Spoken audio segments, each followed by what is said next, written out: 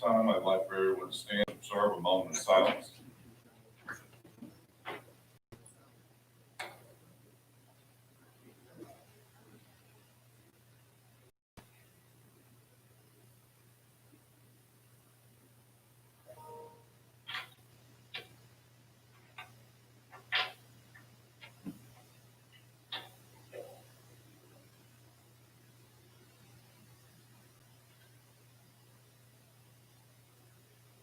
Thank you.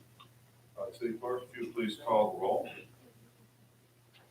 Councilmember Knight. Here. Blackwell. Here. Joyner. Here. Daughtridge. Here. Bullock. Yes. And Miller. Here. Great. This time I'd like to ask if there are any deletions or additions to the agenda. I know two the city manager has requested. One being consideration of request for water service outside the city limits, 24 lots in Vulture Brink Cook Road intersection, Eastern Developers requesting approval of the agreement in advance to closing the property. And also the consideration of offer from Graham Douglas for the purchase of 600 Hill Street. Are there any other additions and or deletions that we should consider? Hearing none, I'll ask if we get a motion to approve these two to the agenda. Moved by Councilman Knight, seconded by Joyner and Blackman. I guess we'll call the roll. Councilmember Knight. Yes. Blackwell. Yes. Joyner. Daughtridge. Yes. Bullock. Yes. And Miller. Yes. That brings us to item 4, which is the approval of the minutes of a regular scheduled city council meeting held November 9th, 2020. Recommended action is to approve the minutes. Is there a motion? Motion by Councilman Joyner, Second. second by Councilman Walker. Is there any need for discussion? Hearing none, I'll ask for the call of roll for a vote. Councilmember Knight. Yes. Blackwell. Yes. Joyner. Yes. Daughtridge. Yes. Bullock. Yes. And Miller. Yes. Brings us to item 5, which is consideration of minutes and recommendations of a regular scheduled committee of the whole meeting, which was held November 9th, 2020. The meeting moved from 5 p.m. to 4 p.m. Discussed with Land Trust proposed update, Dr. Jim Johnson, Professor G. Milton Bonds of the King Black Business School. It was informational only. There's no formal action. Staff will provide an update of the first committee of the whole of 2021. Number 2 was the downtown hotel garage assessment update by Attorney Anthony Fox, Park Poe. Again, information only, no formal action. 3 went into closed session for attorney-client privilege matter. 4, the annual independent audit review by Martin Stearns. The report received no formal action. Item 5 on that was aimed at Stanton financial direction, information only, no formal action. Is there a recommendation to approve these minutes? So moved by Councilman Daughtridge, second by Councilman Bullock. Is there a need for discussion? Hearing none, I'll ask clerk to call the roll. Councilmember Knight. Yes. Blackwell. Yes. Joyner. Daughtridge. Yes. Bullock. Yes. And Miller. Okay, that brings us. Yes. Okay, motion carries. Sorry about that, Councilperson Miller. Item number 6 is the community update. I'll turn the meeting now over to the city manager, Rochelle Smalltone. Thank you, Mr. Mayor, members of council. First, I'd like to begin my update by wishing everyone a safe and happy upcoming holiday season. In observance of Christmas and New Year's Day on Thursday and Friday, December the 24th through the 25th, and Friday, January 1st, 2021, city offices, the Business Services Center, South Rocky Mount Community Center, Booker T. Washington Community Center, R.M. Wilson Gymnasium, the Rocky Mount Senior Center, and the Imperial Center for the Arts and Sciences will be closed. Rocky Mount Public Works will collect garbage, recycling items, and yard waste by regular schedule except for Fridays, December the 25th and January 1st. Items normally collected on those days will be collected the following Saturdays, December 26th and January 2nd. Tar River Transit will not operate on December the 26th and January 1st. Applications are currently being accepted for the 33rd Annual Martin Luther King Jr. Oratorical Competition that will be held Saturday, January 9th at the Imperial Center for the Arts and Sciences. Due to COVID-19 guidelines, the contest will take place via a virtual format with only participants, staff, and judges in attendance utilizing social distancing measures. The competition will be divided between youth in grades 6 through 8 and grades 9 through 12. Interested parties should return applications and consent forms by Tuesday, January 5th, 2021 to the City of Rocky Mount Human Relations Department. Please contact Archie Jones at 252-972-1180 or archie.jones@rockymountnc.gov for more information.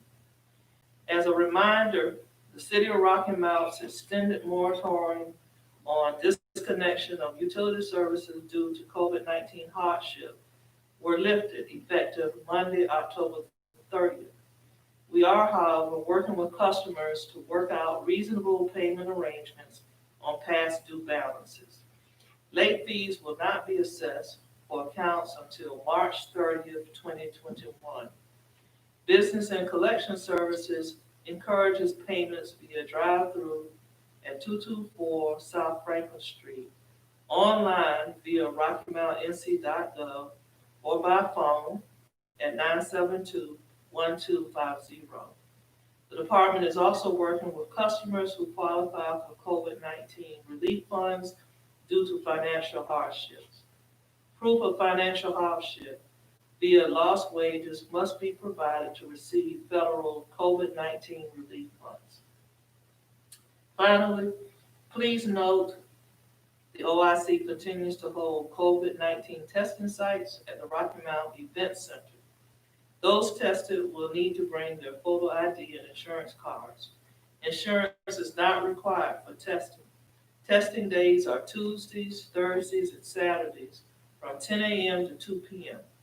Registration can be performed prior to arrival by logging on to oicrmhub.com.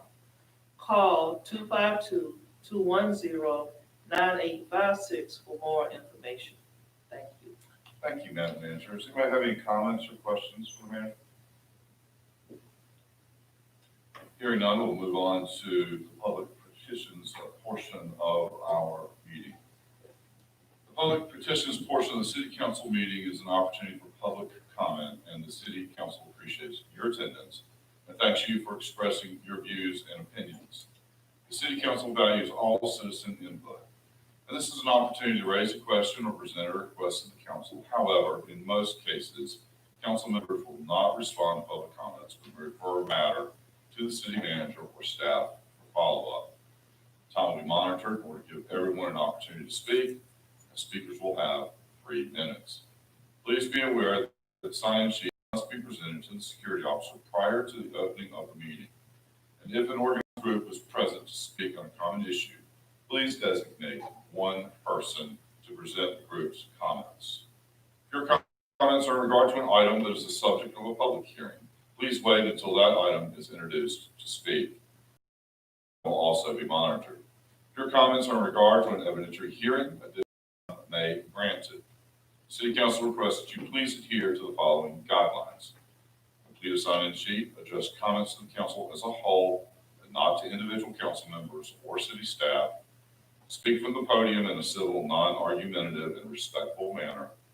Personal attacks which have the potential to disrupt the meeting will not be tolerated, and you will be asked to sit down or remove from the meeting. Please keep comments to 3 minutes. Thank you. This time I'll ask Mr. Brian Goodwin if he'll come to the podium.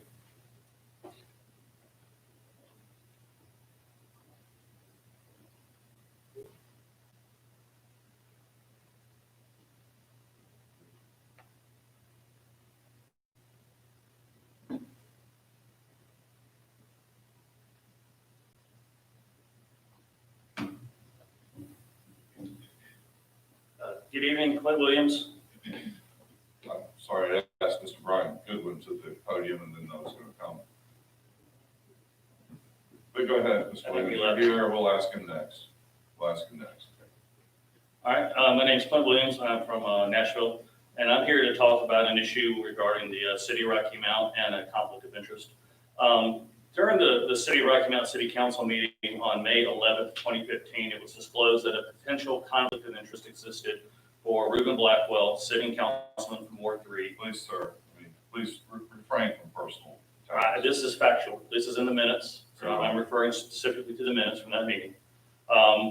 May have had a potential conflict of interest as a member of OSC, representing OSC in the upset bid purchase of the City of Rocky Mount property for the China America building. City of Rocky Mount attorney Jeb Rose may have been mistaken in his advice to council.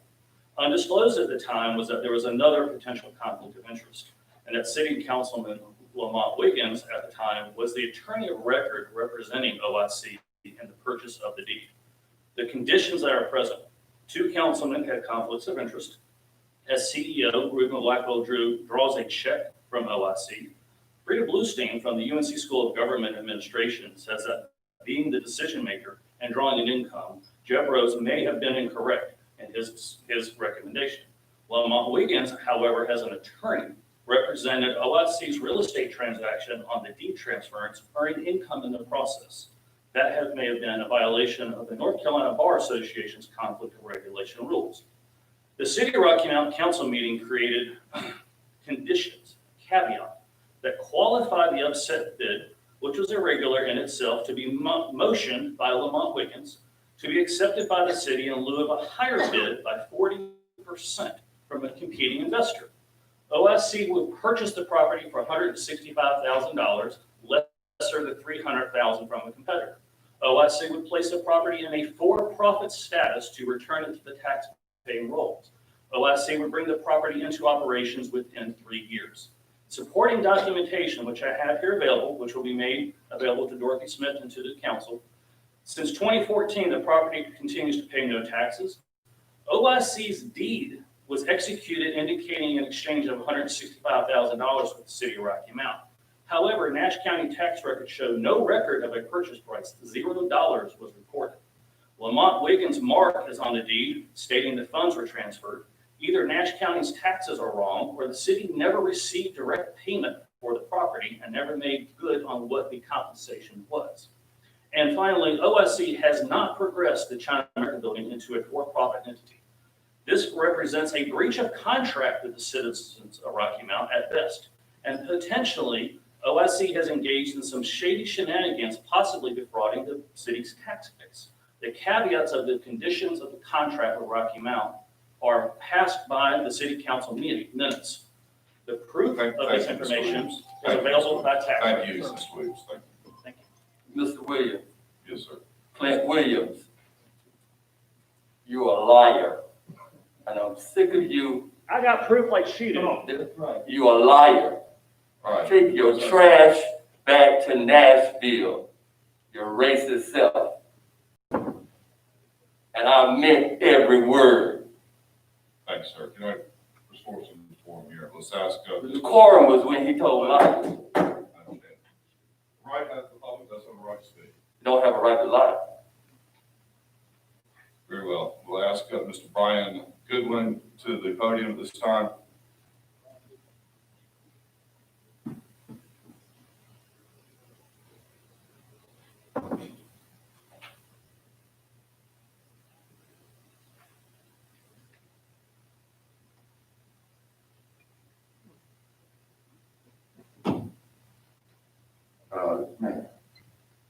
Yes, sir, Councilman Joyner.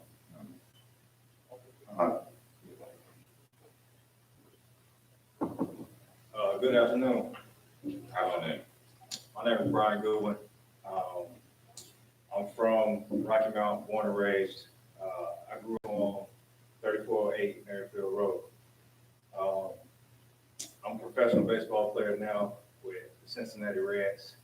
And the last 2 years, I've done an annual baseball camp here, free to the kids, for the whole community, for everybody to come out. And when I was playing in school, I played for the legendary Pat Smith, Hall of Fame coach, most wins in North Carolina record.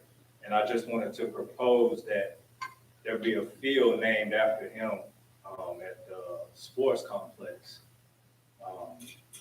moving forward. And that we have something put in place to where he can get his recognition for everything he's done for Rocky Mount as a city and a community. And if anybody has anything, any questions or anything for me, you can contact either me or Tim Kelly. Do you mind writing a number or adding to the comment sheet so that we follow up on that? Yeah. Well, thank you so much. What's the name of the individual again, please? Pat Smith from Rocky Mount High. Yes, sir. And I want to say thank you for coming back to Rocky Mount and providing your talents with young people. I appreciate that. And you represent Rocky Mount well. Thank you. Yes, sir. Congratulations. Councilman Joyner, you had a comment you wanted to make earlier. Yes. Well, next speaker. Yes. When someone come in and insult our character and devastate, such as that, and I guess our attorney,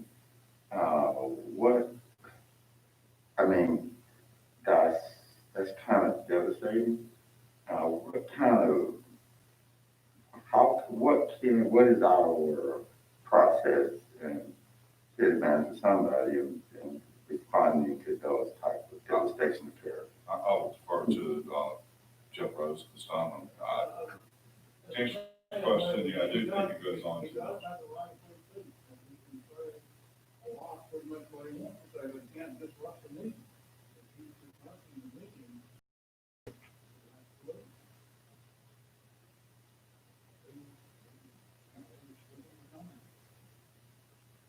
We would like for you to, if I may say, as the attorney, to, since he spoke that into the record, that you as the city attorney, speaking to the record, what was legal, what was correct.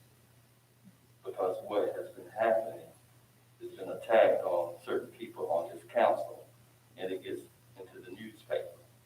And they continue to do that. And by us, we are being public servants, doesn't mean we have to take bull crap from people when they insult your character and demean you. I mean, we know you have, but it's just an attack, and it's a way how to be disruptive and how to bring division. But Councilmember Blackwell, for all he has done for this city and OIC, does not deserve that. And because we are an elected official, don't mean that somebody can walk on you and talk and do whatever they want to without us responding, because that was a blatant out lie. And that's what I'm saying. It's a plan and it's orchestrated. That these people come in here and to do that and be disruptive. And we don't have to take it. They have freedom of speech and so do we. So that we have freedom of speech. But I'm not going to let someone come in here in the public square and tear down my brother and I sit here and be quiet. That's not the Christian way to do it. Where I nodded my head and said I wanted to speak, which I was in order. Thank you. And Mr. Mayor, may I say something? you may absolutely, Councilman Because Blackwell. I'm not one inclined to go back and forth. Nor do I feel like I owe somebody living in Nashville who works for DPT in Rocky Mount. I owe him no explanation at all. But I can tell you the check was cashed, the money was spent. OIC has spent well over $2 million in that facility. It's a multi-phase facility. It's better than it was when we found it, and they know it. And we have a comprehensive plan for that facility, and we're doing great things there. And whether Mr. Williams, who I can't speak to the content of his heart, I can only is interesting. He's a one member, and he's focused consistently on Andre Knight, Ruben Blackwell, and Rochelle Small Town. And what I would just like to say is that if they want to tussle legally, then we can do that too. I'm not afraid of that. I have nothing to prove to anyone other than the fact that OIC has put out money where our mouths are. Now, for all those other details, I got finance people. I'll have to follow up with that. I don't pay a bill, not one bill. I got departments supposed to deal with that. If someone has a question about something that's being done, happy to take that to my folks and do a research it. But I will not be intimidated or bullied, nor will I allow people to put 2 and 2 and make it 242. It does not compute, it does not factor. And the comments that I get all week long are keep doing what you're doing. So maybe it's speaking to his base, but it also speaks to mine, sir. I just want you to know that. Every time you open your mouth, you help me. So you want to keep talking that food talk, join the bunch, no problem. We'll just keep working. Thank you. Anybody else want to speak to the matter or respond on the topic? And we can put that from our attorney to study that. I think we've already responded to that particular matter. And Yeah. I respond. Yeah. Unless I get something from the city management, that's the only explanation I get. Yeah, understood. Yes, Councilman Walker. You addressed it, Mayor, but one thing, that seemed like it was out of order to me was the name calling.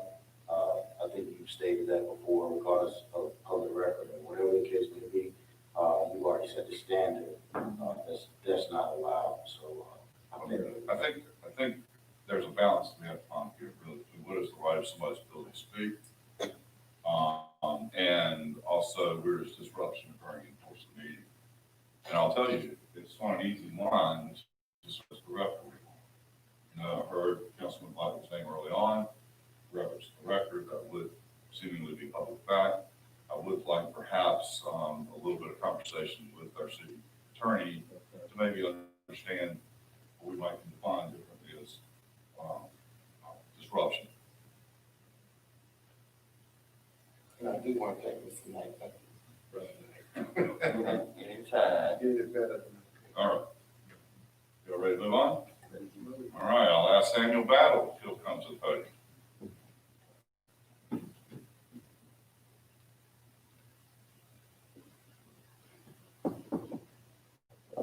Y'all are so sensitive. You know that? What I got to say is, Mr. William Oldham, and you want to see on Terry. I go out there every Saturday and Sunday. We got some graves to cave in. You see the cats and everything out there. But y'all living, these people dead and gone. Y'all are so sensitive. For what? Y'all public figures. Y'all should be able to take it because y'all should give it. And y'all, I don't know what's up. You're right, Mr. Ruben Blackwell. The paper do lie. Because I don't know who wrote that article talking about Miss Rose started something. She was the founder. And I went over to Mr. Hart house today, the man that started all of this. He told me to let y'all know. Ask Miss Rose, what year was she out there in the cemetery? He want that to be addressed. What year was she out there in the cemetery? Because he got a son out there. I got a grandma, cousin, and an aunt out there. That's why I go out there try to find the grave. He want to know what year she was out there for her to be somebody prestigious. In 2006, she said she went out there, May Parker and him was out there making this happen. So all of a sudden, how did her name pop up out of anywhere? He wanted to know that. Moving forward. I heard that Mr. Williams come in here saying, I don't know what's going on. Really true, I don't even care. I worry about my people in the private community. But I'm still worried about the machine that OIC got. It ain't up and running, and we've been talking about this for the last 2 years. Are you speaking about the mammogram? Yes, sir. But I'm talking, I don't wanna waste my 2 minutes, but I'm gonna wait for you though. But, that right there, I don't know what's going on with that. We still got people dying, a COVID council all over. But brother, it's 2 years now. What's going on?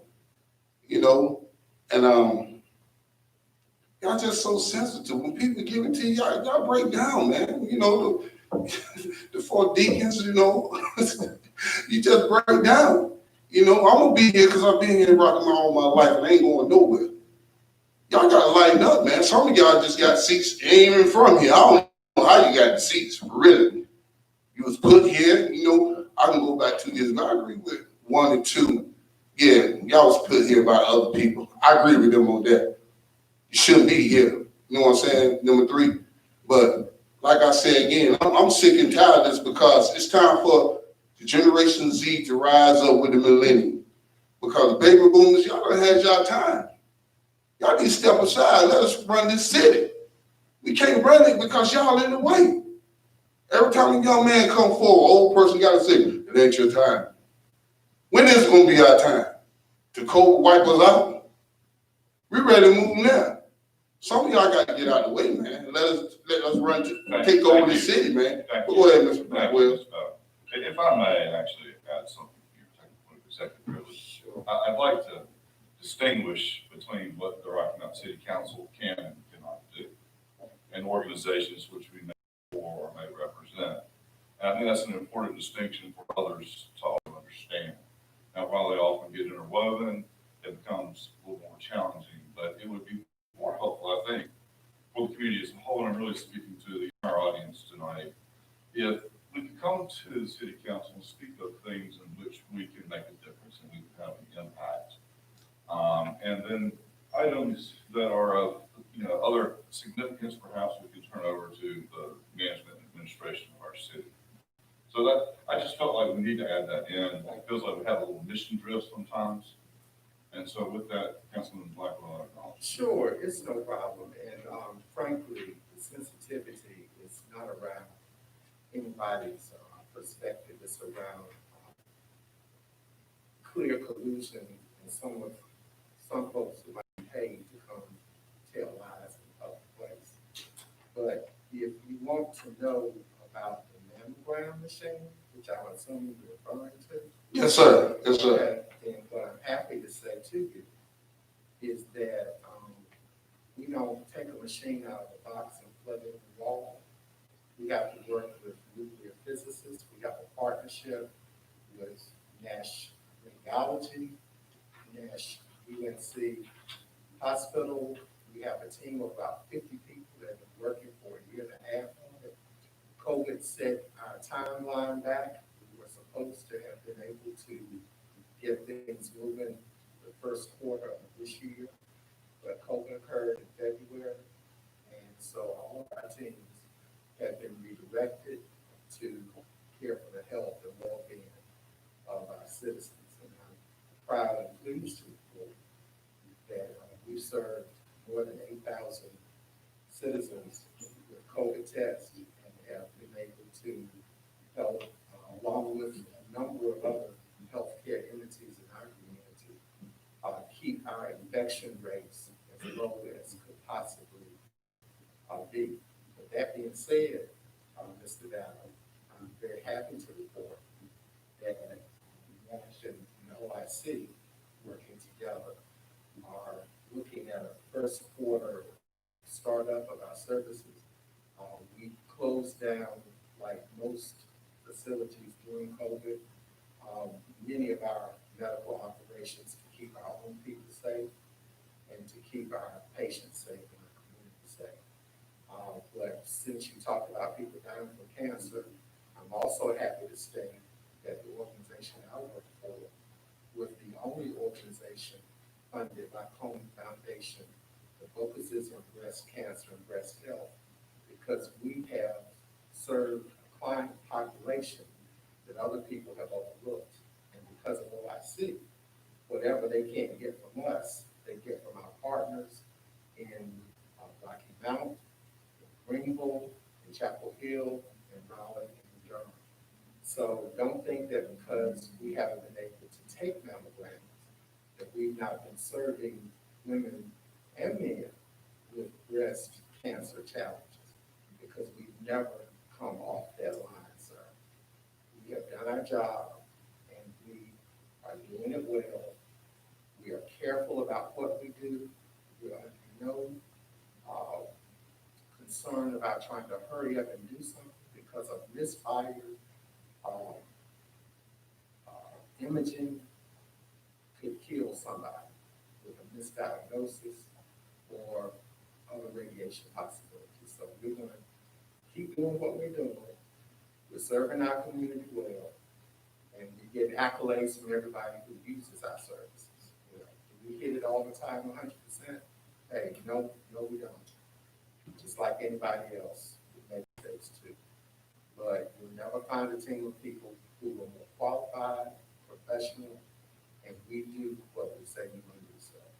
So you'll be seeing first quarter, as I stated, this is a joint venture, not just OIC. It is Nash UNC Hospital along with Nash Radiology. So you'll be seeing more and hear more, and thank God when COVID comes, people can start coming back to all of us, hopefully, so that you all get healthy for the next life. Okay, I'm just, I'm about to go, but when a person got a problem now, who they need to go see? If they in the rural community. If they are a patient of OIC, they'd like to be a patient of OIC, all they need to do is just call the number, sir, and we'll have to be happy to talk to them. Appreciate you explaining that. Thank you. Thank you, Council. All right, anybody else? All right, I'll ask Catherine Zupi to the podium.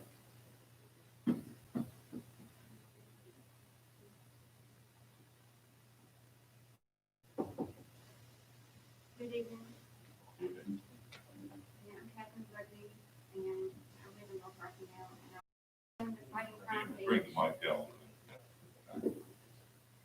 So I know you guys are probably tired of everybody coming here complaining and protesting and criticizing. I just want to say I'm not here to participate. I started fighting crime 8 years ago, and I've learned a lot from my mentors and from local and state leaders. Those mentors have taught me to be more sensitive, more impartial, empathetic, and considerate. They've also taught me to be accountable. I know I have posted on my platform some not so nice things about our city and our city council, our city manager, and I was frustrated, and like a lot of others. But looking back, I just want to say I was wrong, and I want to genuinely apologize. I have realized that you cannot hold someone accountable for results if you sympathize with their methods. I have realized that I have to trust the checks and balances put in place by our local, state, and national agencies. I've also realized that you are here because your constituents believe in you, and I have to trust that. I know you're frustrated. I know it's hard to see nearly 55,000 citizens. I can relate to that because I have 75,000 followers. We all come from different backgrounds, cultures, beliefs, and are passionate in our own way about our city. I also want to, and it's really important to me, that I'm extremely about the direction that our police department is going in. I know that they are working hard to be more transparent and really working hard to combat crime in our area. And I just want to say I do appreciate every one of you that are truly here to make the city I live in a safer, healthier, and prosperous place to live. I appreciate every one of you that are giving your all each day, no matter the criticism or the hurdles you're giving away. Again, I want to apologize. If there's anything I can do to help in the journey to make our city better, my door is always open. Thank you very much. I'm sure we'll grant you another 3 minutes if you want to stay.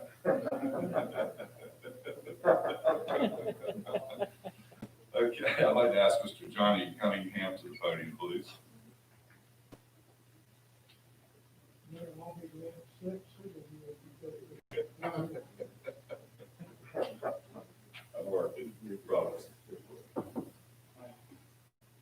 afternoon, council, mayor.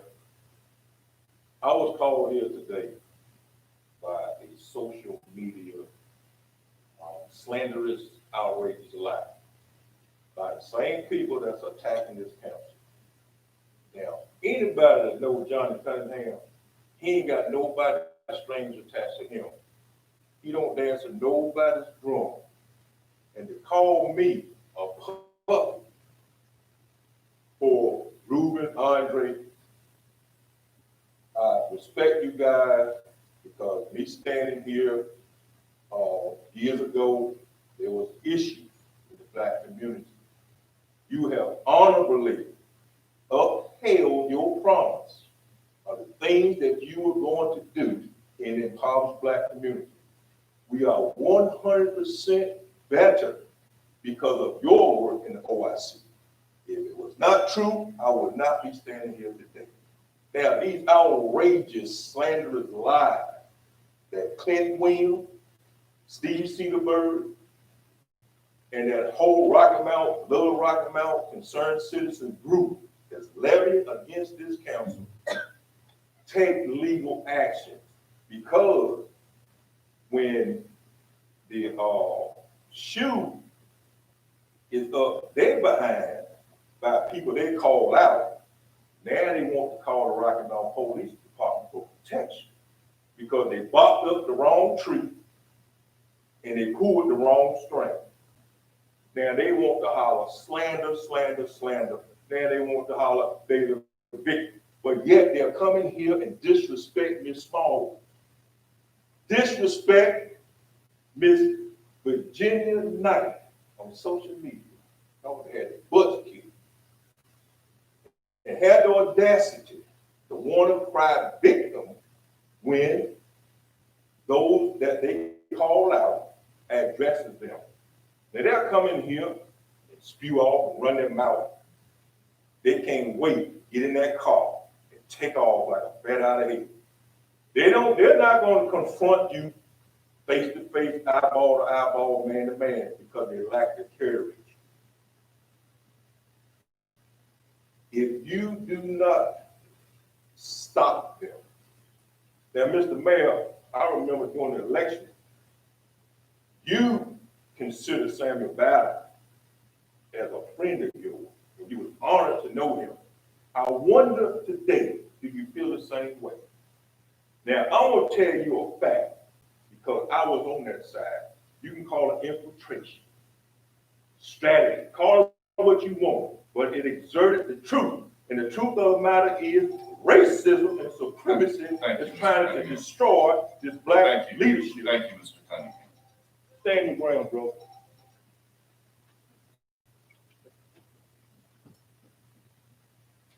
All right, I'd like to ask Ms. Kathleen Reed to the podium.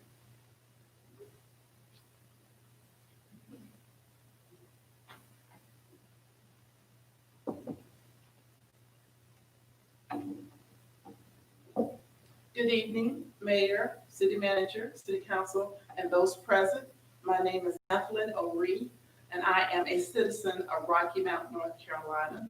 And I have come here again to thank you for everything the City of Rocky Mount is doing to take care of me and my constituents. Yes, we did have a crime to occur in November. I dialed 911. I didn't come to the City Council first. I called 911 first. And those officers came out there and took care of me and my neighbors very meticulously. Thank you, City Councilman, for those of you that I have seen out dispersing food during this pandemic.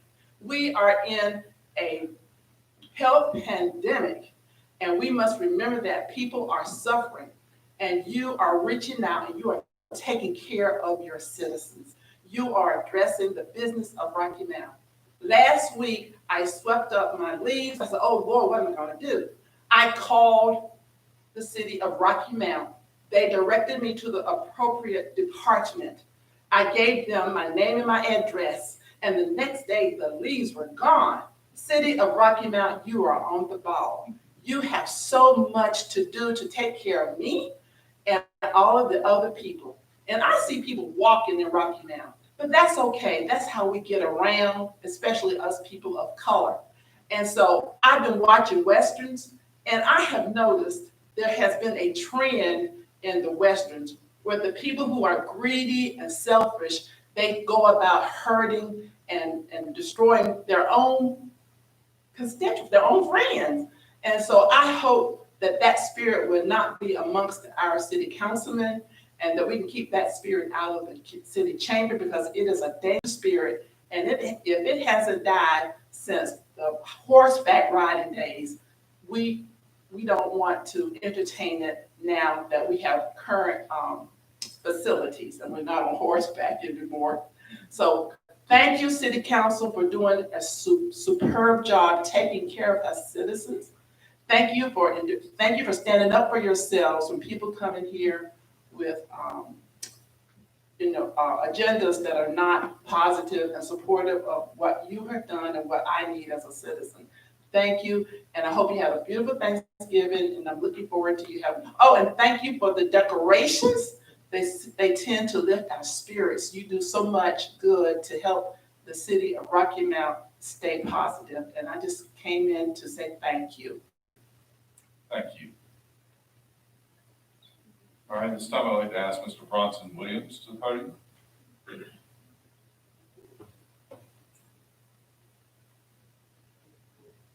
I want to say good evening to council, city manager, mayor as well. I'm not sure what hardware or software is used to capture, make available this meeting to the homes, but there are some concerns of the audio level with our social media interactions. Perhaps we can use a direct audio input so that listeners from their homes or their cars or wherever they're listening at can have the audio at its highest possible standards. But we do appreciate the fact that we can get them. It's a long time we couldn't, so we're certainly thankful of that as well. We know it's a learning curve as I deal with it every day in the business that I'm in. I do want to talk about business real quick. There was a newspaper article some months ago talking about a possible person having some issues with the city of Rocky Mount, and perhaps that person is on the Business Development Authority, who makes some very derogatory statements about the city, about our city manager, and about the growth. I do believe that a person that sits on a particular board should certainly be speaking positive about our city. How can we recruit new industry, new business, and continue people to stay in our city if we have someone who represents the city on the official board in that capacity, making such statements on social media and actually the newspaper? So, and I think that appointment certainly was a person by the name of Steve Cedarberg, who was appointed by this council, perhaps replaced Mayor Robertson on that particular board. Earlier tonight, there was a mention of the Unity Cemetery.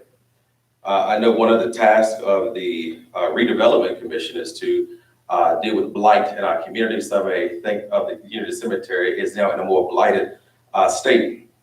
There is some grant funding available to deal with the repairing and modifications of cemeteries. That is something I will be bringing to the redevelopment commission here soon to deal and address with those issues, as many issues that board is kind of tasked with when it comes to handling blight. The deal is, of course, the board don't meet until I think the end of January, but there is a time on this particular grant, which is January the 15th, up to $150,000. And so we do want to be sure that the city is in its great standings to be able to possibly get some of those funds to deal with the necessary work in our community. Oftentimes, I know that people bring issues to the council, but never bring requisite resources and how to fix it. In fact, on the particular side of the sheet, it says, how would you like the council to address the issue? That we as a community too have to have some input and some suggestions as to how we can deal with these issues. Always handing something over and expecting someone to deal with it is just nonsensical to me. Looks like my time is up. Merry Christmas to each and every one of you. Thank you so much for what you do. Thank you. At this time, I'd like to ask Reverend Nehemiah Smith to the podium.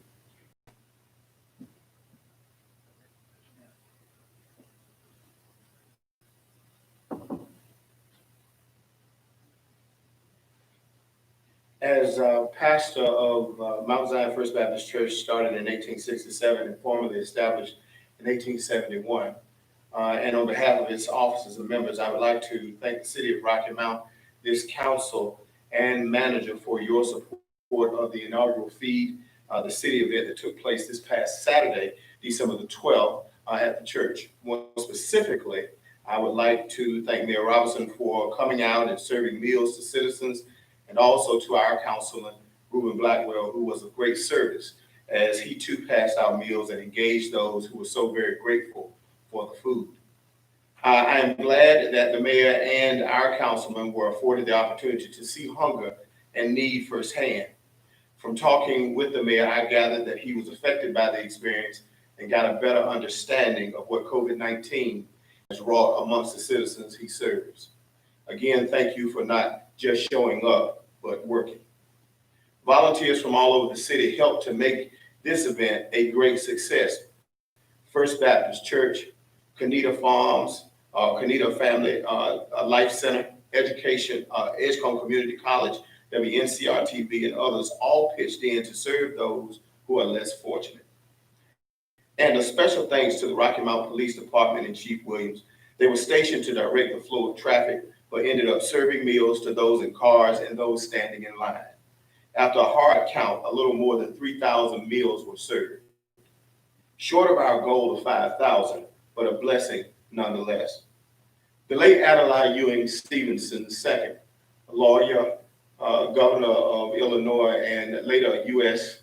ambassador to the UN, said that a hungry man is not a free man. And he was right. A hungry man is a slave to need. I am thankful to God for allowing us to free those who were hungry, if just for one meal. It is the goal of the 1871 initiative of Mount Zion First Baptist Church to wipe out hunger and homelessness in Happy Hill, the immediate community that Mount Zion First Baptist serves. With the help of God and people like you, it will be done.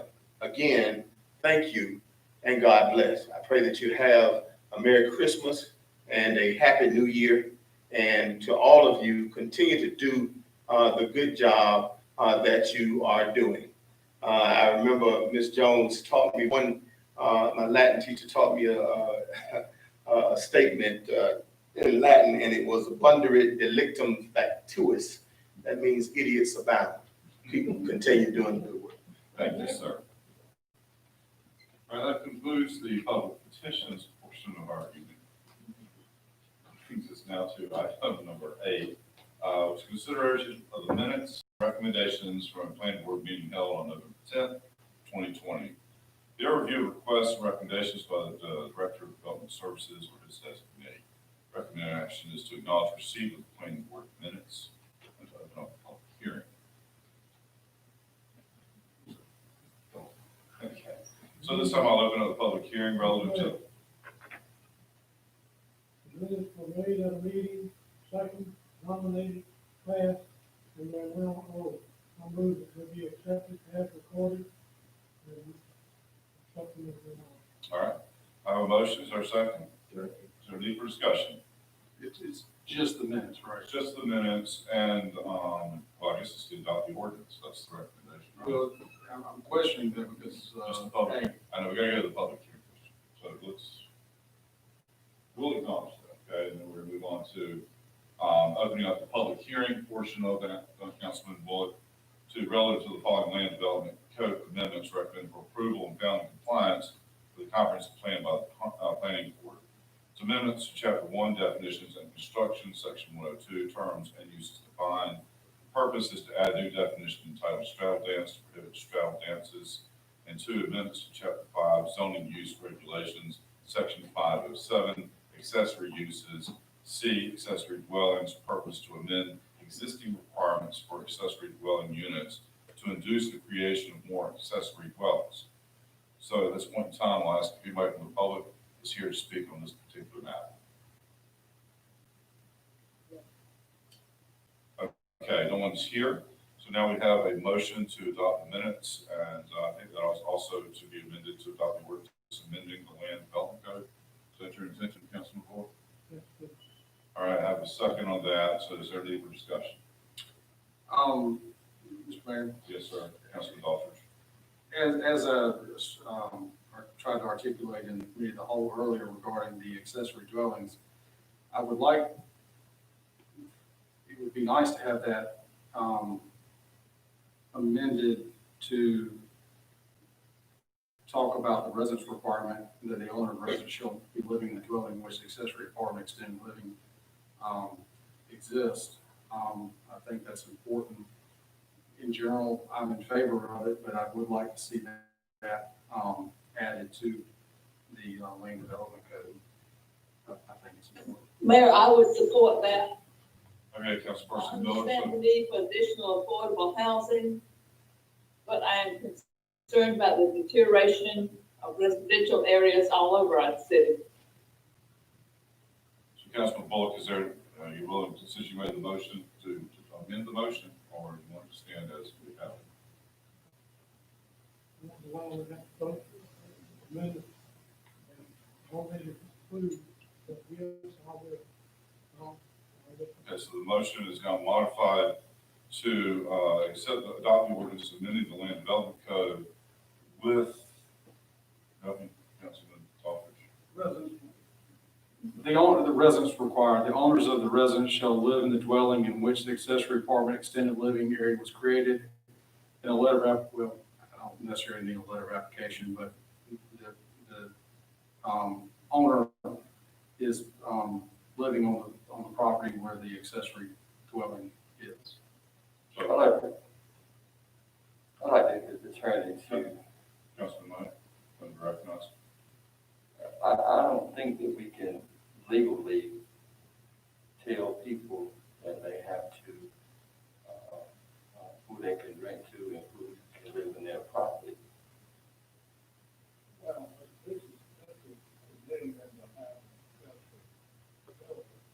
I understand, but say for instance, if I bought a house in West Haven and I decided to move to Charlotte and I still have a mortgage on the house and I decided to lease it out to a tenant. And the tenant has someone in the auxiliary dwelling out back. So you're saying that if the person that holds the mortgage to the property is not living on the property, then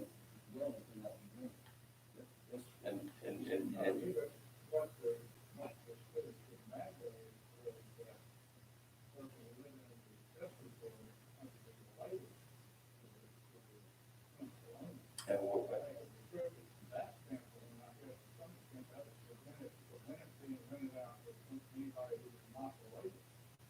well, what I'm saying, if we can have something on the books that have an accessory dwelling for maids and servants, that surely was not related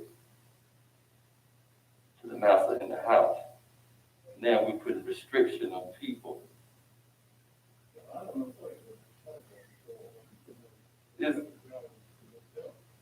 It was built, I mean, read the ordinance, read the document. So as I understand that, I have a motion that's been amended, looking for a second, and a vote up or down on it, or discussion if necessary. Is it maybe perhaps more appropriate to table this until we get further clarification on it?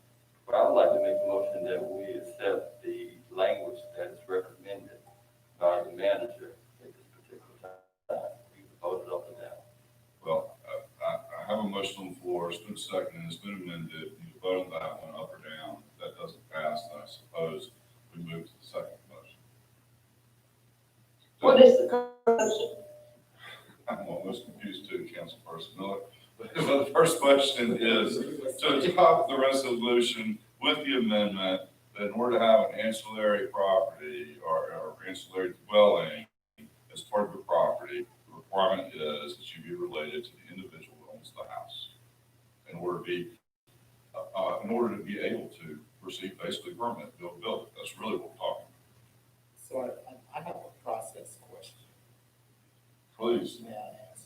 So would it be appropriate to vote tonight on an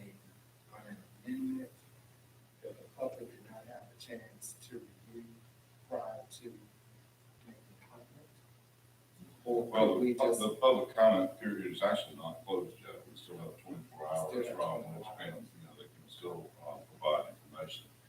Councilman Bullock, yes, sir. Right, thank you. What we have omitted since we started this, that we haven't yet talked about. Order, payment, permit, all of the things that come to you. If you really want to see the business of this, it's really change the definition of all of it. We need to send it back, and we're going to table it tonight, send it back for more study. That seems like what I was waiting to see was the So if I'm not mistaken, table it actually has a higher order priority than the actual motion. So is there a second on the tabling of the motion? Second. All right. Was a motion made? Make the motion this time. Let's just make a motion to postpone. Fine. So moved. All right, motion to postpone is made by Councilman Daughtry. Is there a second? Second. Second by Councilman Person Miller. motion made by Joe? Yeah, WB. So, we have motion to postpone, right? Is that your intention, Councilman Bullock? Yes. Okay. Then I'll ask at this time if, the city clerk will call the roll, we can vote. Is there any discussion on that? I'm sorry, other than what we've already had. So. And the motion is to table. Well, it's to postpone it. Postpone it. And Thank you. Councilman Blackwell, do you have a comment? Yes, I really have more of a question. Does anybody have an objection, to, more research, or is everybody ready to go tonight? I mean, some of us are ready and some are not.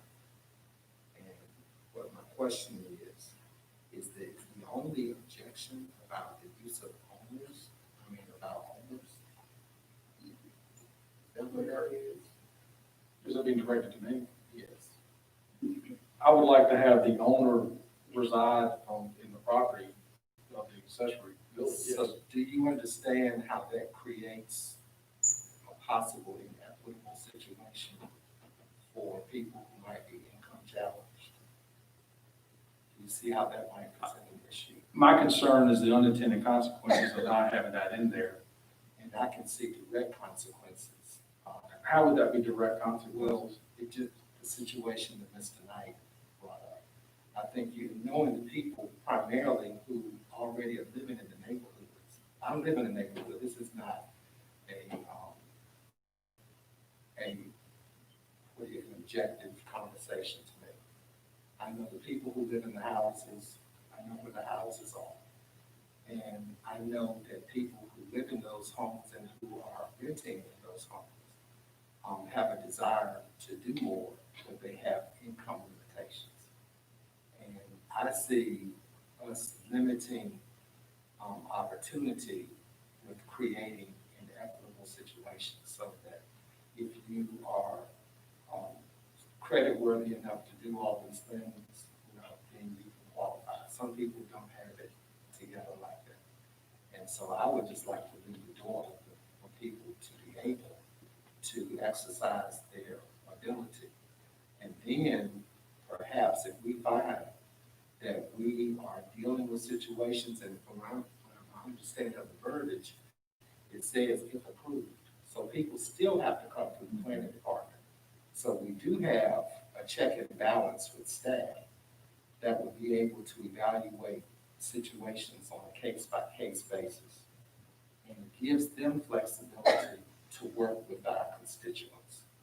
And I am opposed to creating higher bars than are necessary when we don't even really know if we got a market there. So my question is, why can't we just test it and see how it goes? And if we start hearing concerns from our planning professionals, or our inspections professionals, we always have the power of legislation. We can always make something more stringent or make it looser, depending upon what the needs of our city is, or the right word. But I'm supportive of it. I think it's progress. staff has responded, and I'm very concerned that every time we make a move to expand access to housing, we keep creating possible downsides. When the downside is that we don't have enough decent and affordable housing. That is the downside, that's documented. It's already here. And what I would prefer, if we could err on the side of being liberal with our friends who, and our neighbors, who have potential assets that they cannot use, and still keep our neighborhoods solid. That makes sense. Okay, so any additional discussion? We're voting on postponement, and if that doesn't succeed, then we'll come back. That's where kind of I am on the time track, 4-day track. Yes, sir, Councilman. I would definitely say that I would say let's don't take all of the authority away from those policy people that carry out these opportunities to make sure that an inspection is another thing, that they can manage this. And so that we don't hamstring them in a way that they can't carry it out in a way that produce the kind of equitable opportunities for our homes. Councilman Daughtry. I would just like to respond. I'm all for rental housing, multifamily housing. I'm all for affordable housing. We have zoning. We have zoning for R1. We have R10. The whole 9 yards. And there's a reason for the zoning. A question came up during the committee of the whole when I tried to do some research over Google, because we just received this on Thursday, and we haven't been presented with what other municipalities are doing across not only North Carolina, Eastern North Carolina, or other states in similar situations as Rocky Mount. I think it would be prudent if we did that. We do that all the time. What is, and maybe once that is done and I learn more about it, maybe I'll think differently. Maybe you'll think differently. We don't know. But I think it's prudent if we go back and we research what other communities have done, the pitfalls and the successes, and that seems the only prudent thing to me to do. And if we just wait till the next meeting, which is postpone until January? For the city manager. Councilman Mike. City manager, this amendment to the land development code, you was asked to put this on by the council. How did this come about? Yeah. This actually came about as a recommendation from the planning board. And from my observation, I think we have to also keep in mind that many of these properties are heir properties. The owners have passed on. And I think that's some of the challenges that we face in our communities, because the heirs are now responsible for the upkeep and upfit of those homes. They're still livable, but they just need a little tender love and care in some instances. And we could all ride through neighborhoods in Rocky Mount where that wasn't the case. And so here is an intervention to stop the decline in our neighborhoods that desperately need it. So for me, I think having the staff and the planning board review the recommendation, which really originates from the very people that we're trying to help. It came from the community, the Atlantic Avenue Corridor Citizens Academy, working with the staff and working with the planning board to make the recommendation. So that is the basis for me recommending that the council take affirmative action on the recommendation. So, Madam Manager, Yes. am I to understand from your comment that these properties along Arlington Avenue have auxiliary housing units that the air owners want to convert into rental units? I mean, is that what you're saying? No, ma'am, that's not exactly what I'm saying. What I'm saying is that a lot of the properties in the areas are air properties now. The question was whether or not property owners should be required to live in the main house, the main structure. And my response to that is oftentimes that is not going to be possible simply because a lot of these homes are air properties. And so what we do know though is that when people don't have the means of keeping the property up, and this is a means for helping to provide that kind of assistance, a dwelling is being lived in as opposed to not. When something is not lived in, then it's going to deteriorate quicker. And this is a way perhaps of controlling inevitably the blight that usually occurs when we don't have people living in places. So in some respects, this really answers several needs of our community. One, being able to provide affordable options for people who are looking for some place to stay, particularly the younger crowd. I would imagine my children would love it if they had a dwelling outside of my principal house to stay in. You know what I'm saying? So there are all kinds of attractions that I think this is about. But because, Madam Council Member, this really came from the Citizen Academy group, the same people, same community people, stakeholders who studied the Atlantic Avenue corridor, and not just the street, but the neighborhoods surrounding. You have to give respect to the fact that it is a community that is asking this council for this level of support. The staff has reviewed it, the planning board has also reviewed it and made its recommendation, and I do support it. Any additional discussion, Councilman Walker? Just to my fellow council members, I would like to see other cities be able to look at us and see our innovation and our creativity in this matter, and have other cities be able to come to us to see how we can take an innovative approach to deal with housing development and affordable housing. So I support.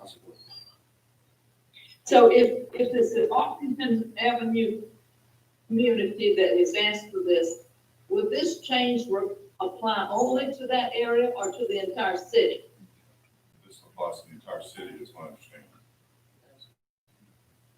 Well, therein lies the objection.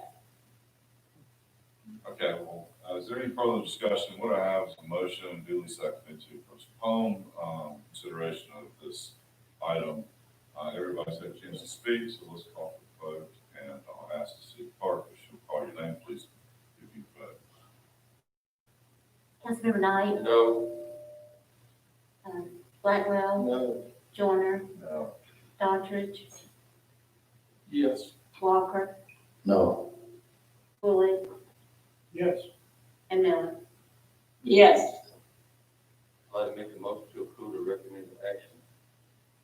I have a motion on the floor to approve the recommended action. Is there a second? Second. Second by Councilman Blackwell. Is there any further discussion?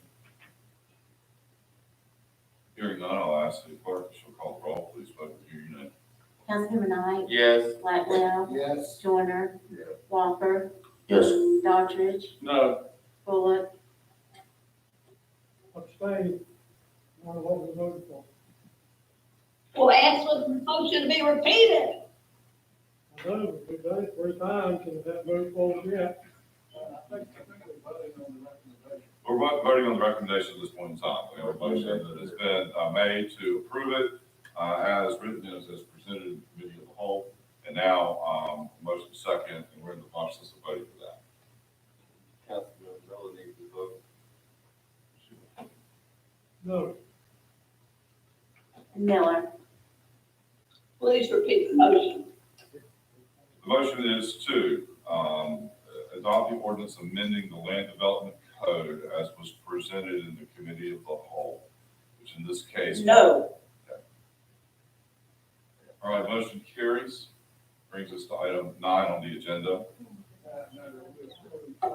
We did. And then I should also at this point note that written comments will be accepted up to 24 hours after the public hearing.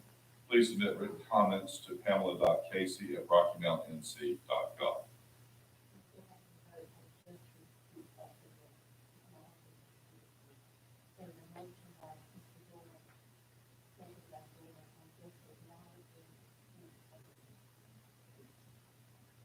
Okay.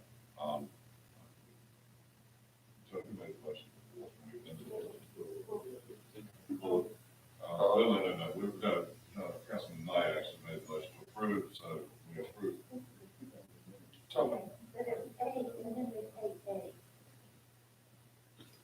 Eight A. we have a motion from Councilman Moore, seconded by Warner, just to approve Okay, all right, I got confused because I thought that had been amended, but okay, that's still on the floor, so if I could just get everybody to vote, that to affirm that we have received the public comments. I've got a motion and a second, so let's see if we'll call the name, call the roll. Councilman Knight, Yes. Blackwell, Yes. Joyner, Yeah. Walker, Yes. Daughtry, Yes. Bullock, Yes. Miller.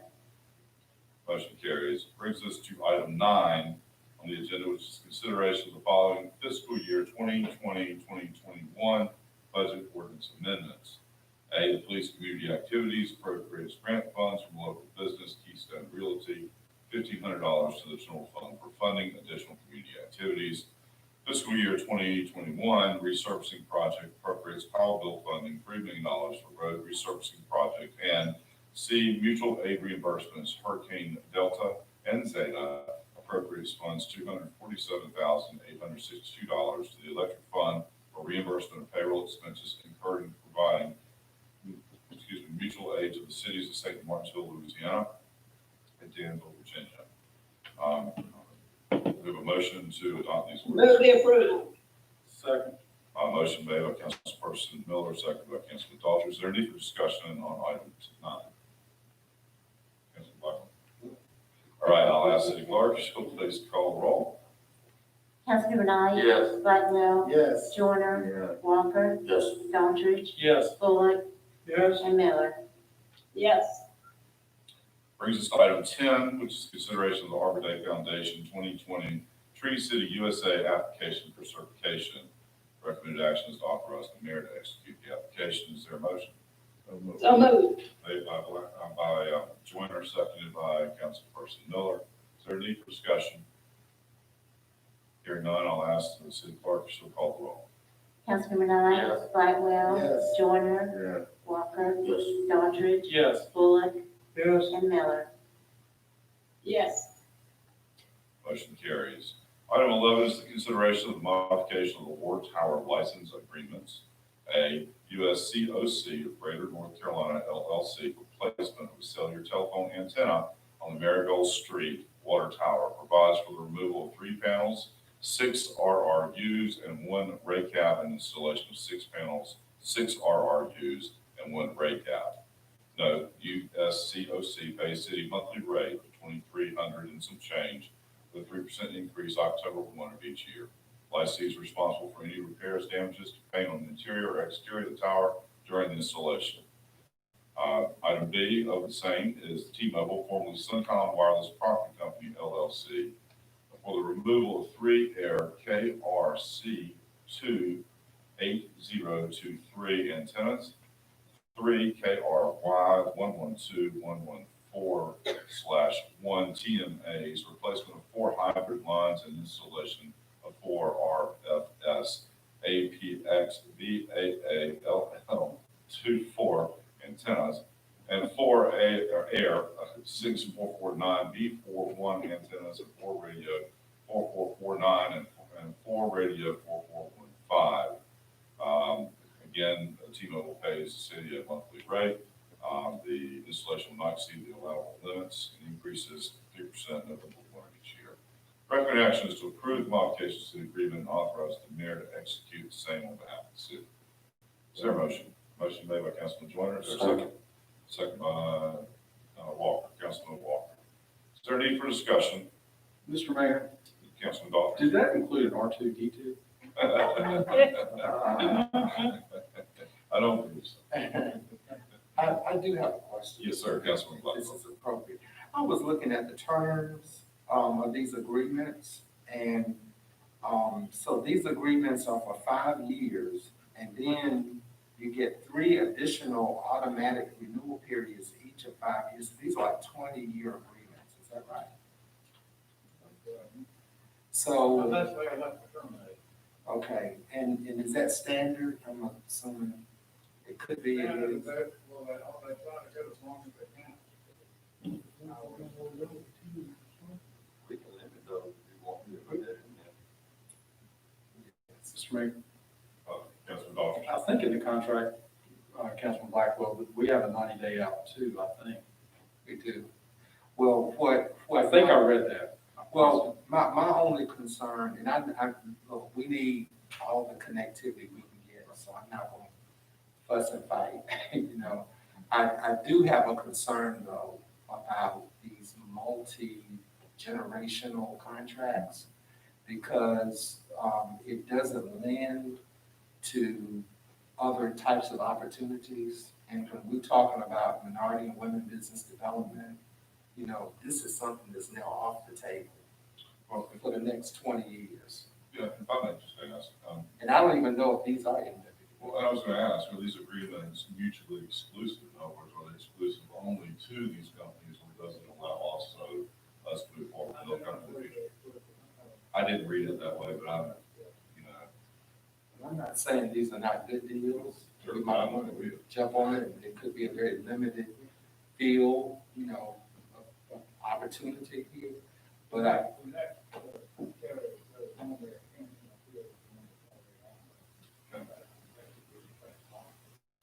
Sure.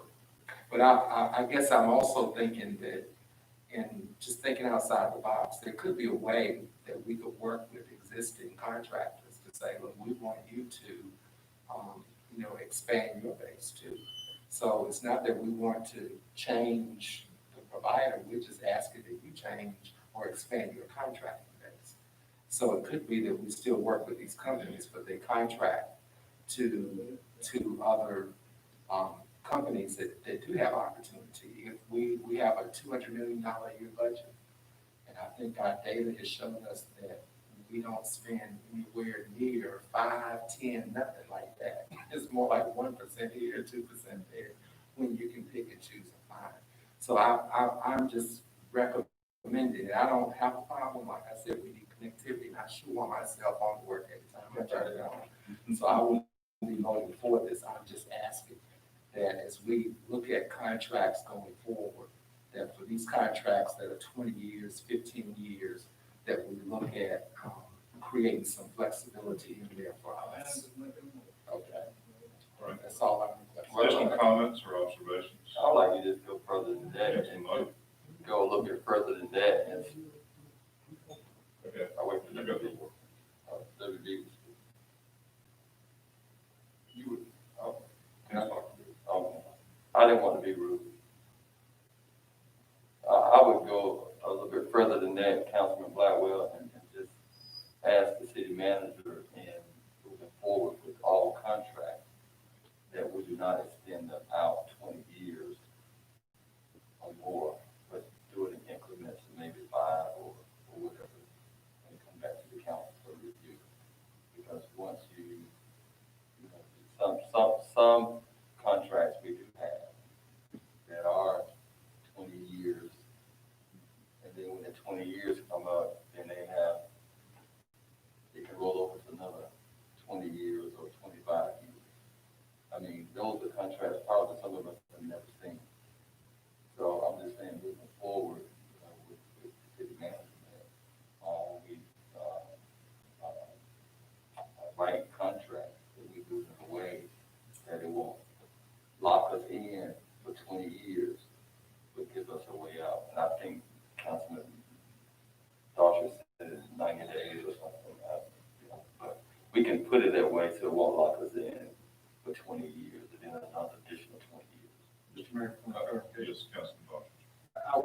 just skimming through this real quick, that was on, there is a 30-day out and 90-day out, but it's on some different stuff. It's not just if we just, so I was incorrect in stating that. There is an out, but it's destruction of equipment or property, not necessarily if we decide we don't want to do this after the period of time.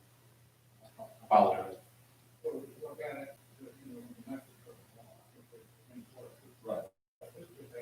All due contract. Right, and I'm gonna just take one of the second privilege and point out that many times when you start looking at the CapEx associated with contracts, when years to pay for the expenditures made in a commitment, I don't know, he's not, it's really not representing or against, but we need to consider that as we go forward as well. So with that said, we do have a motion. Is there a need for additional discussion? Do you have some council report?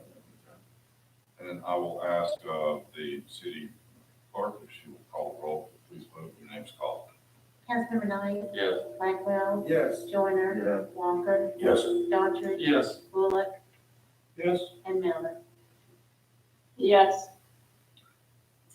Okay, it brings us to item 12, which is consideration of mutual assistance agreement with the American Gas Association, the American Public Gas Association, Northeast Gas Association, Southern Gas Association, and the MEA Energy Association they streamline the city's ability to respond to or request mutual aid.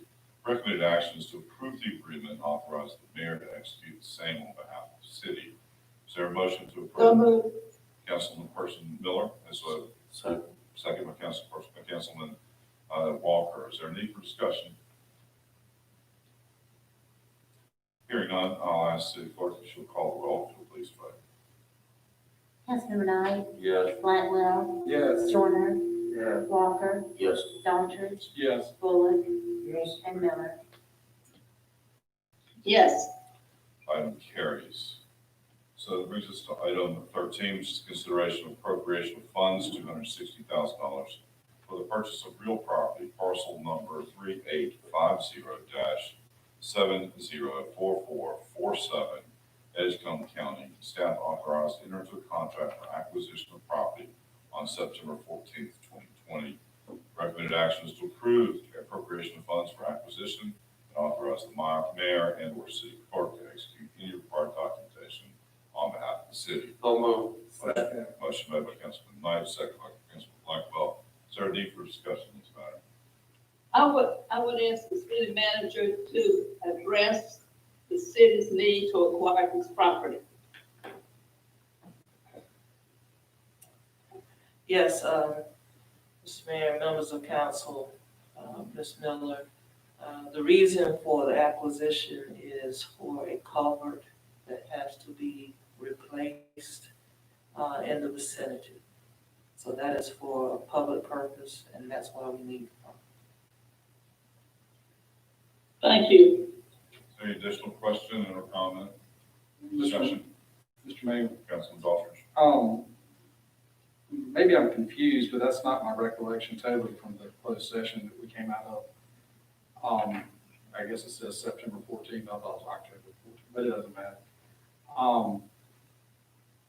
I'm opposed to the city purchasing more property to hold on to it, to take it off the tax rolls. It's also my recollection, this would be used for parking as well, when it's on hold, but we have a parking garage that, is likely gonna happen.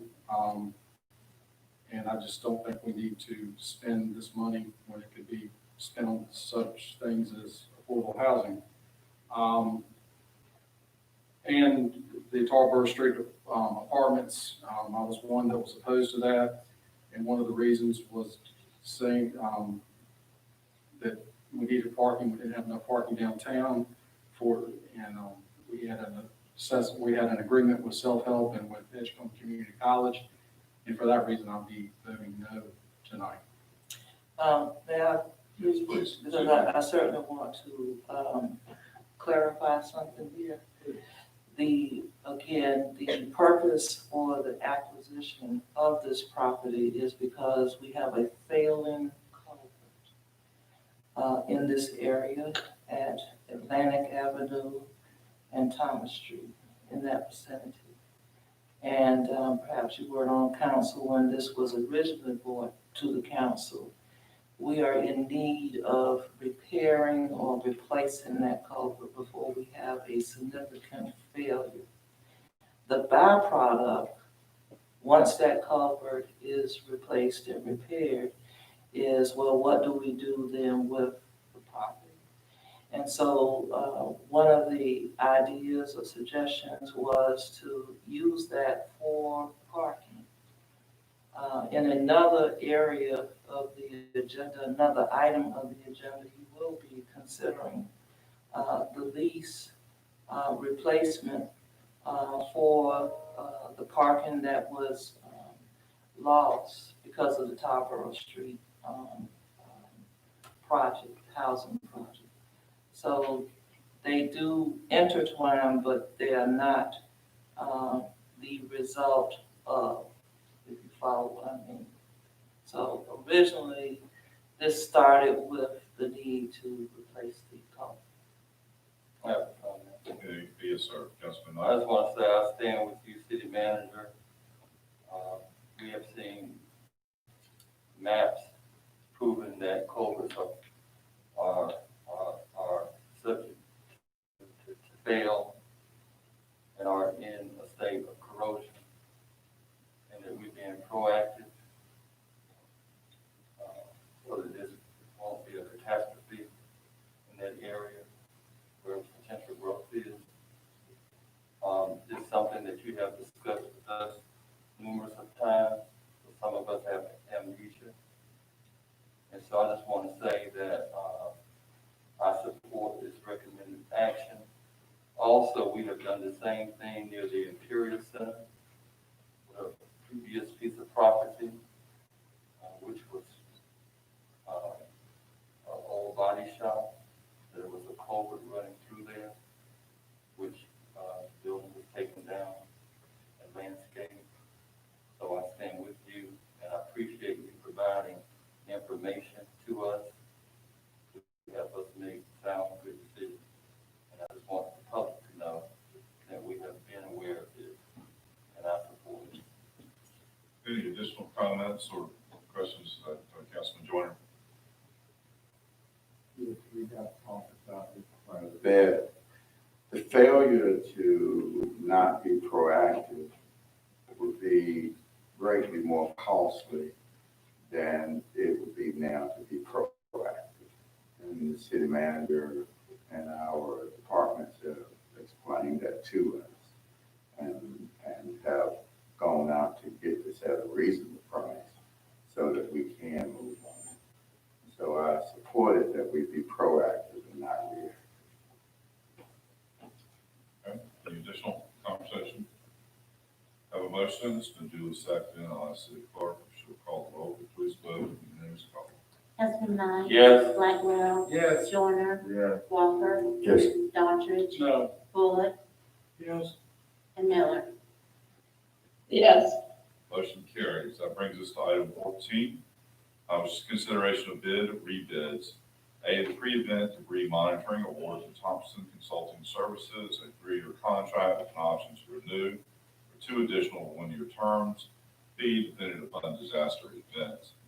Wastewater treatment plant electrical upgrade award to Tri-Union Electric at a total cost of $581,086. And C, fiscal year 2021 road resurfacing project award department contracting at a total cost of $4,139,195.06, plus 10% contingency of $414,000. Contractor proposes to subcontract 9.4% of the work to MWBEs, which is $389,507.50. The recommended action is to award the bids as recommended and to authorize the mayor and city clerk to execute bid contracts on behalf of the city. So moved. Second. Motion made by Councilman Blackwell, seconded by Councilman Joyner. Is there a need for discussion on this item? I have a comment. All right, Councilman Knight. I want to appreciate the manager for pushing our contractors to work with MWBE and to get their percentage up. And that's our goal,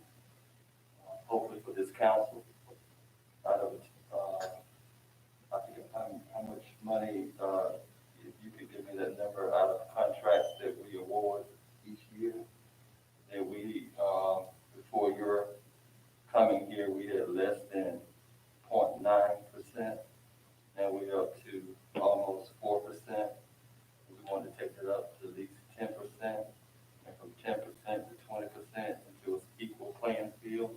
So I appreciate what you have done with this contract.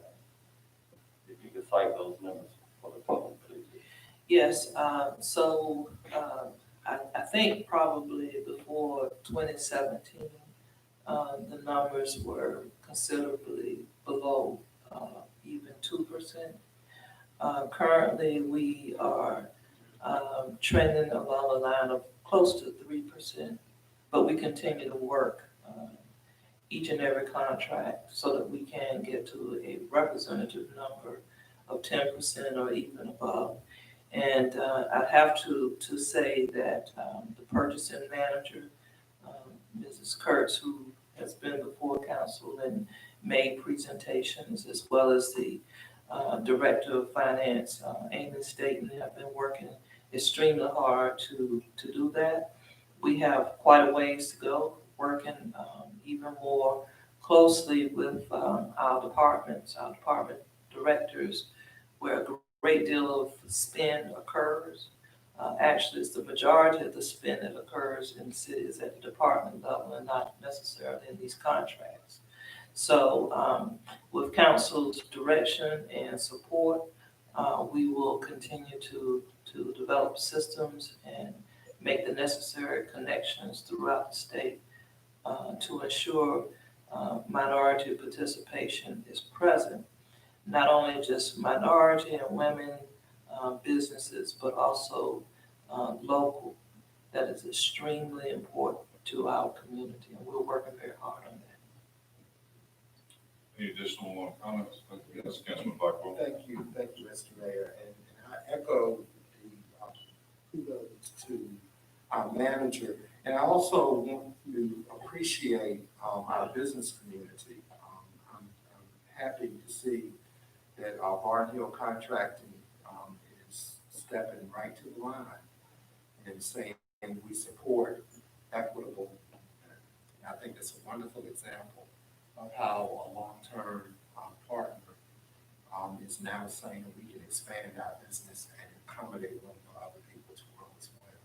And I think that if we continue this kind of track, we'll have a record of inclusion and equity that will get everybody excited. I see Rocky Mount growing, and that's increasing what we have to do, what we have to stand, because we have so many committed investors in our city. So that's what I'm hoping to see.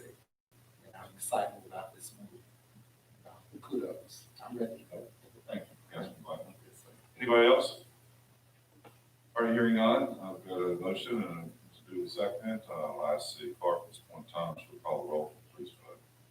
Councilmember Knight, Yes. Blackwell, Yes. Joyner, Yeah. Walker, Yes. Daughtridge, Yes. Bullock, and Miller. Yes. Okay, this time I'll accept nominations for the Mayor Pro Tem for the one-year term that expires December of 2021. Mayor, I'd like to say something, please. Yes, Councilperson Miller. For the last number of years, and I can say how many, we have had the practice of rotating between council members on each side of the city. And I would ask that we continue to recognize that precedent and respect the equitability of it. Mr. Mayor, I'd like to make a nomination. Councilman Joyner, please. Councilman Joyner, is there another nomination? I would nominate Mr. Daughtridge. Okay, and Councilman Daughtridge. Is there any other nominations from the floor? I'll second Councilman Joyner's nomination. Is there any other nominations from the floor? Hearing none, I'll ask City Clerk to call your name. It's clear. Yes, Councilman Bullock. Please, process, please. I'm getting ready to do that. So I'm asking City Clerk if she'll call your name and you vote either for Councilman Joyner or for Councilman Daughtridge. Each, well, a second is not required for the nomination. And so, as I've been explained, and so, you just need to vote for either Councilman Joyner or Councilman Daughtridge when your name is called. Yep. No, you vote for one, you just vote for one. There's a majority.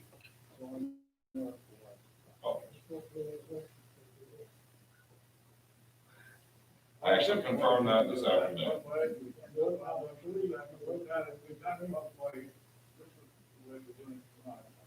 Regardless, we have two nominations, so I'll ask the clerk to call your name, and you will vote for either Councilman Joyner or Councilman Daughtridge. Councilmember Knight, Joyner. Blackwell, Joyner. Joyner, Walker, Joyner. Daughtridge, Daughtridge, but I'm happy with Joyner. Bullock, Daughtridge. and Miller. Daughtridge. Okay, thank you. Ken, congratulations on Mayor Pro Tem. So that brings us to item 16, which is the appointment. Mayor, Yes. excuse me, before you move on, Yes, I ma'am. would also like to congratulate Councilmember Joyner and his election as the Mayor Pro Tem. You know, we need to set an example for the federal folks, like when there's an election, we honor the results and move forward. I would like to thank you for the nomination. I would also like to thank Councilman Andre Knight for an exceptional job, well done, carrying out the meetings of whole, and ask for his support and his leadership as he has done outstanding job that sets standards that all of us can strive to live by. Thank you so much, Councilman Knight, and thank all of you for your support. And I too would like to echo that. With that said, that brings us to item 16, which are the appointments. So does anybody have any vacancies that they care to fill? Someone made a comment in reference to, a particular person, on business authority. Okay. And I believe that was your point. It was my nomination. And that person has, put out some very horrific things about this city, the leadership, constantly, every day. And you asked me to give you time, which I have. I've been patient to let you deal with it. And I'm asking you today, public, are you ready to deal with it, or do you need more time? If you need more time, I'll be patient. And I'll wait for you to deal with it. Councilman, what I'll say is that if you feel the need to remove the person, by all means, feel free to do so. No, You know, I think that this discussion would be a better discussion between you and I would love that opportunity. But again, I recognize that the council has the authority to make decisions, and by all means, it is within your right to do so. This is the appropriate time on the agenda to handle it. my question, out of goodwill, you asked me to give you time. And I did. So if you need more time, I will work with you. So if you need more time, it sounds like it's just fine. All right. Anybody else have any nominations they would like to make? Hearing none, we'll move on to 16A, which you recall was in addition to the agenda by the city manager. And that's the consideration of a request for water service outside the city limits. 24 lots on Old Spring Hope Road near intersection with Eastern.